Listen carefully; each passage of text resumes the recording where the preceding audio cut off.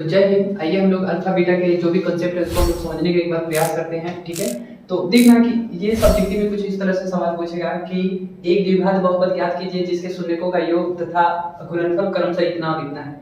तो हम लोग इस सवाल को बिना अल्फा बीटा माने भी बना सकते हैं, अल्फा बीटा मान कर भी बना सकते हैं। तो आइए हम लोग दोनों तरीकों से समझेंगे कि अल्फा बीटा मानेंगे तब हम लोगों का सवाल कैसे बनेगा, अब बिना अल्फा बीटा माने इस सवाल को हम लोग कैसे बनाएंगे। तो सबसे पहले कि हम लोगों को दिया है शून्यकों का योग। क्या दिया है? शून्यकों का योग। तो लिखेंगे दिया है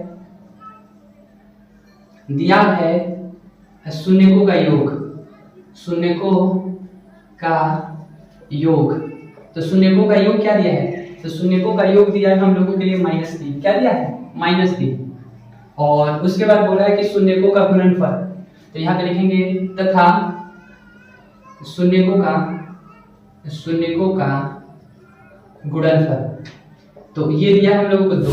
क्या दिया है? 2। हमसे द्विघात बहुपद पूछ रहा है कि द्विघात बहुपद क्या होगा। तो लिखेंगे तो अभिष्ट द्विघात बहुपद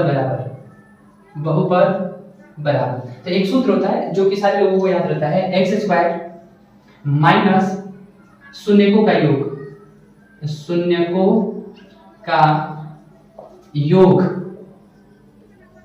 और गुणे में x प्लस शून्यकों का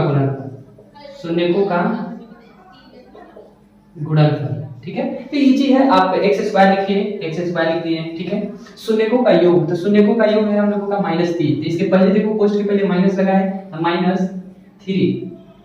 अब बाद में हम लोगों को x से गुना कर देना है। ठीक है, और प्लस शून्यकों का गुणनफल, तो प्लस में 2। कोष्ठ के पहले माइनस से अंदर का चिन्ह बदल जाएगा, आंसर हो जाएगा हम लोग के लिए x² प्लस 3x अब प्लस में 2। ये फाइनली हम लोगों का बहुपद वाला आंसर हो गया। ठीक है, अब सर हम लोग जब इसी सवाल को अल्फा बीटा मानकर बनाएंगे तो कैसे बनेगा, आइए उसको देखते हैं। इसमें इस सवाल को हल करने से पहले ही हम लोग मान लेंगे, हल करने से पहले ही मान लेंगे, माना कि बहुपद के शून्यक अल्फा तथा बीटा है। कि हमने मान लिया, अब द्विघात बहुपद है तो इसके शून्यकों की संख्या क्या होगी? 2। हमने मान लिया पहले वाले को अल्फा, दूसरे वाले को बीटा। तो हम लोगों को दिया क्या है? तो दिया है, क्या दिया है? तो शून्यकों का योग दिया है। कितना दिया? -3। हमने शून्यकों को क्या मान लिया? Alpha beta. तो क्या हम इसको नहीं लिख सकते हैं अल्फा प्लस बीटा बराबर -3? लिखा जा सकता है क्योंकि शून्यकों का योग करिए। अच्छा, हमने शून्यकों को अल्फा और बीटा मान लिया है, दोनों हो सकता है। अल्फा प्लस बीटा बराबर कितना हो जाएगा? -3। तथा एक और चीज दिया हम लोगों को, एक और चीज दिया है शून्यकों का गुणनफल है। तो हमने शून्य को मान लिया है अल्फा बीटा, यानी अल्फा बीटा का गुणनफल कितना दिया है? 2। कितना दिया है? 2। अब ध्यान से देखिएगा इस सवाल को। तो हमसे पूछा गया है कि एक द्विघात बहुपद। तो यहाँ पे एक नया सूत्र बन जाता है। कौन सा सूत्र बन जाता है कि ये मिटा दो क्या, फिर इधर दिखाई, यहाँ पे लिख देता हूँ, यहाँ ध्यान से देखना, यहाँ पे लिख देता हूँ कि एक नया सूत्र बन जाता है अभिष्ट द्विघात बहुपद बराबर। तो जब आप इसको मान लिए हैं कि इसके शून्य क्या है? अल्फा और बीटा है। क्या है? अल्फा और बीटा है। तब हम लोगों को इसी सूत्र को लिखना है, लेकिन दूसरे तरीका से। सूत्र यह रहेगा लेकिन दूसरे तरीका से। शून्यकों को योग के लिए हम लोग क्या लिख सकते हैं? Alpha plus beta. तो सूत्र हो जाता है x² minus alpha plus beta.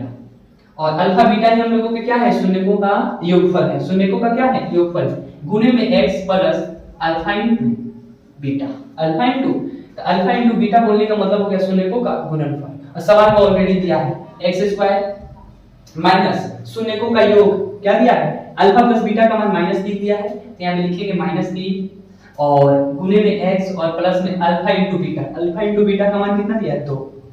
तो हम लोगों का आंसर हो जाएगा सर x² कोष्ठ के पहले माइनस से तो अंदर का चिन्ह बदल जाएगा, प्लस में 3x और प्लस में 2।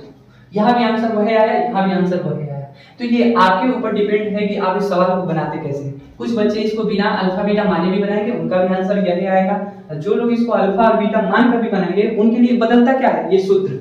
यहाँ अभिष्ट विभाग बहुपद बराबर होता है x square minus alpha plus beta into x plus alpha into beta. यहाँ होता है एक्स स्क्वायर शून्यकों का योग गुने एक्स प्लस शून्यकों का गुणनफल। बात यही है, बस इस लाइन के वजह से ये हमने जो अल्फा बीटा बहुपद के शून्यक मान लिए हैं, इसके वजह से ये सारी चीजें बदलाव में आती है, बाकी इसमें कुछ है नहीं। और हम इस पे लगभग आपको 10 ऑब्जेक्टिव प्रश्न अगले वीडियो में करा देते हैं। बाकी अगर ये समझ में आ गया होगा तो नीचे जरूर से बताना कि हाँ समझ में आ गया है, और नहीं तो जहां प्रॉपर जिस चीज पे समझ में नहीं आएगा एक बार नीचे जरूर से कमेंट करना। बाकी हम लोग मिलते हैं कल या अगले वाले वीडियो में।